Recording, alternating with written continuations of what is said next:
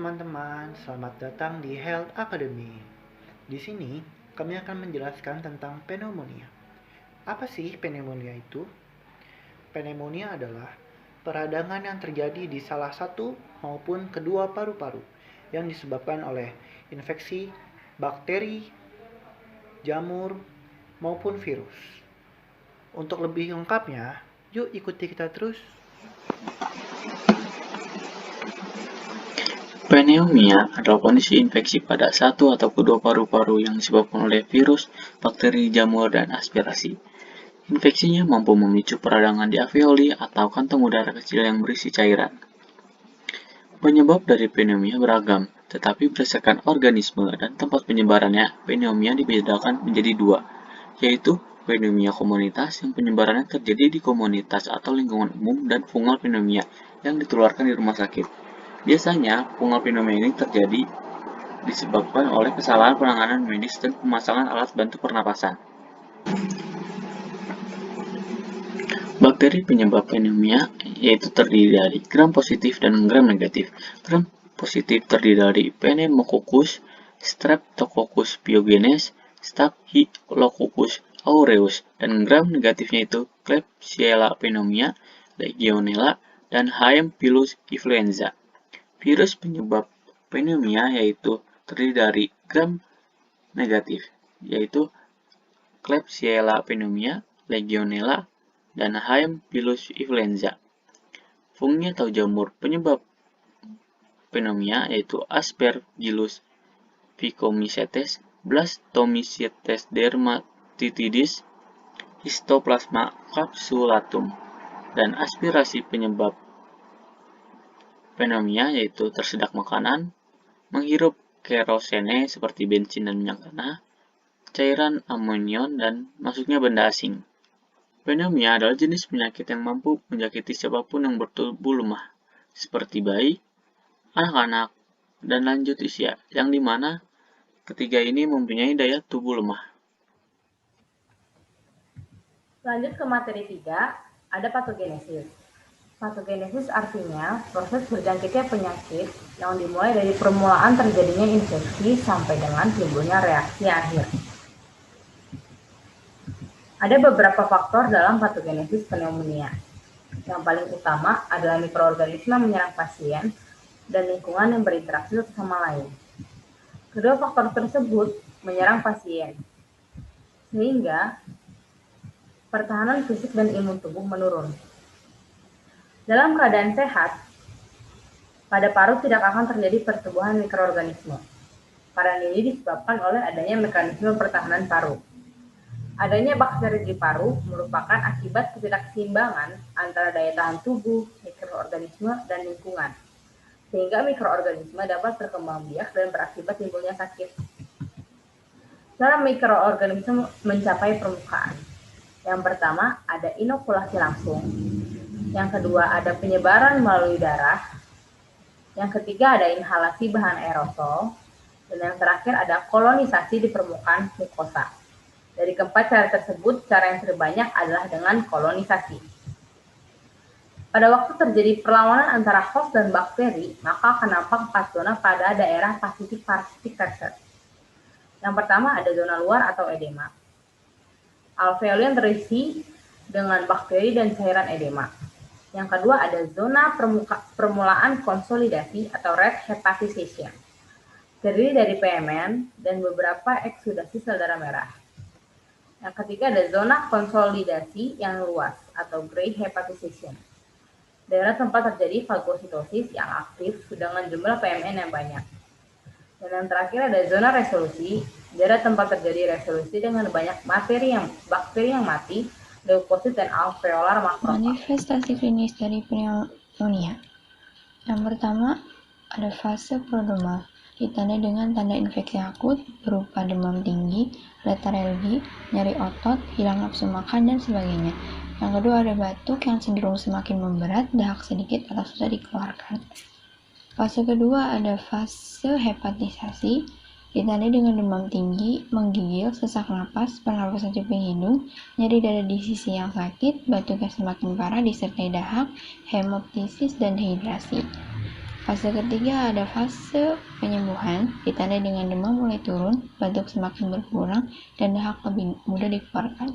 Sesak napas mulai menghilang dan juga nyeri dada berangsur mereda.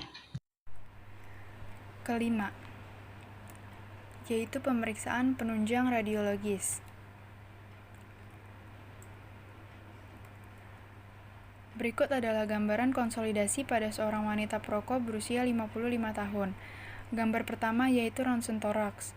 Gambar ini menunjukkan konsolidasi pneumonia di lobus kanan bawah. Pemeriksaan ronsen memungkinkan dokter untuk melihat paru-paru, jantung, dan pembuluh darah pasien untuk membantu menentukan apakah pasien menderita pneumonia. Gambar kedua yaitu High Resonance Computed Radiography atau HRCT. Gambar ini menunjukkan konsolidasi pneumonia bilateral. Pemeriksaan ini dapat dilakukan untuk melihat detail yang lebih baik di dalam paru-paru dan mendeteksi pneumonia yang mungkin lebih sulit dilihat dengan sinar X biasa. Gambar ketiga yaitu Magnetic Resonance Imaging atau MRI. Gambar ini menunjukkan konsolidasi pneumonia bilateral yang sebanding dengan temuan HRCT. MRI umumnya tidak digunakan untuk mengevaluasi pneumonia, tetapi dapat digunakan untuk melihat jantung, pembuluh dada, dan struktur dinding dada. Jika paru-paru tidak normal karena kelebihan cairan, infeksi, atau tumor, MRI dapat memberikan informasi tambahan tentang penyebab atau luasnya kelainan ini. Materi selanjutnya kita masuk ke tata laksana. Di tata laksana ini ada yang namanya antibiotik, di skenario klinis, dan pedoman penata laksanaan. Skenario klinisnya pasien rawat jalan. Pedoman penata laksanaannya yaitu makrolida atau doxycycline atau fluoroquinolone antipneumococcus yang bisa kita sebut FQ. Selanjutnya ada skenario klinis CAP bangsal perawatan. Pedoman penata laksananya yaitu cephalosporin generasi 2 atau 3 kurang lebih makrolida atau FQ spektrum luas. Yang ketiga itu ada CAP bangsal perawatan ICU. Pedoman penata laksanaannya makrolida plus cephalosporin generasi yang ketiga atau FQ spektrum luas. Yang terakhir ada HAP. Pedoman penata laksananya ada penicillin antipseudomonas atau cephalosporin generasi ketiga ditambah dengan aminoglikosida antipneumococcus atau AG atau FQ plus makrolid.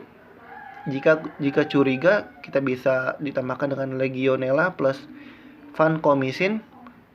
Jika curiga lagi bisa ditambahkan dengan methicillin resistant Staphylococcus aureus atau kita bisa sebut MRSA. Selanjutnya ada terapi sportif. Itu bisa ini adalah humidifikasi dengan nebulizer, cukup oksigen, dryness emphysema bila ada, ventilasi mekanis. Selanjutnya ada ionotropik. Selanjutnya ada kortikosteroid pada sepsis berat, nutrisi yang tercukupi, cukup kalori. Selanjutnya ada pengaturan cairan yang cukup. Yang terakhir adalah fisioterapi. Selanjutnya ada terapi sulih atau bisa kita sebut switch terapi.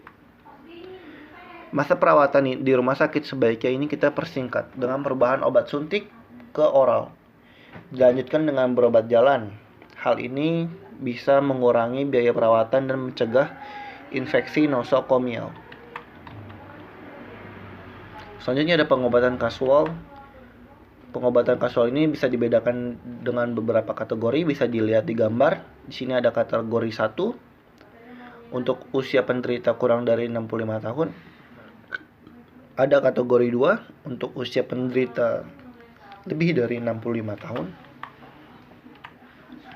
Ada kategori ketiga untuk pneumonia berat dan perlu dirawat di rumah sakit, tapi tidak perlu di ICU. Tetapi untuk kategori 4, ini kategori pneumonia berat dan perlu dirawat di ICU. Selanjutnya kita masuk di materi prognosis. Prognosis pada pneumonia. Angka morbiditas dan mortalitas pneumonia menurun sejak ditemukannya antibiotik. Faktor yang berperan adalah patogenitas kuman, usia, penyakit dasar, dan kondisi pasien. Secara umum, angka kematian pneumonia pneumokokus adalah sebesar 5%, namun dapat meningkat menjadi 60% pada orang tua dengan kondisi yang buruk, misalnya gangguan imunologis, sirosis hepatis, penyakit paru obstruktif kronik, atau kanker. Adanya leukopenia icterus, terkenanya 3 atau lebih lobus, dan komplikasi ekstra paru merupakan petanda prognosis yang buruk. Kuman gram negatif menimbulkan prognosis yang lebih buruk.